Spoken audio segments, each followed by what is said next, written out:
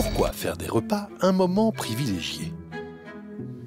Nous sommes dans un restaurant gastronomique avant l'arrivée de convives. Le chef a demandé à ce que l'on dresse 2 tables. L'une qui respecte le service haut de gamme de l'établissement. Assiettes en porcelaine, verres en cristal, couverts en argent, rien n'est laissé au hasard, tout doit être impeccable à la hauteur de cette table prestigieuse. L'autre table, elle, ne correspond pas aux standards de la maison. Assiette et couvert de base pour service minimum.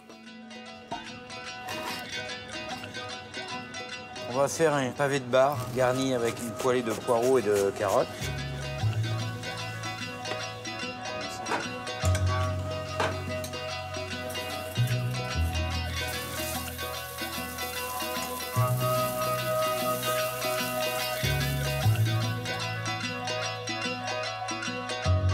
Le menu sera exactement le même pour les 2 tables.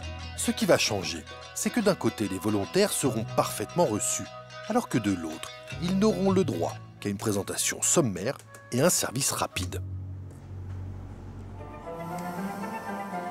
Les convives peuvent entrer et s'installer.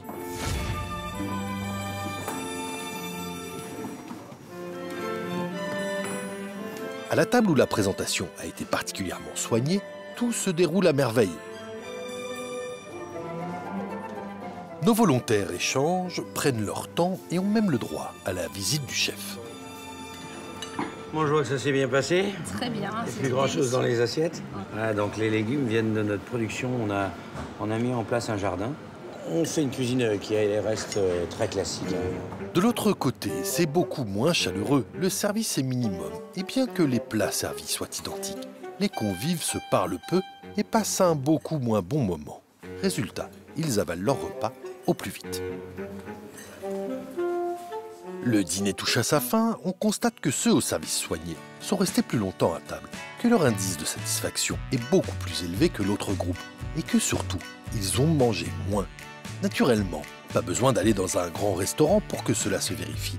Ça marche à la maison. Conclusion, plus on a de plaisir à être à table, plus on prend son temps, plus vite on est rassasié et donc moins on mange.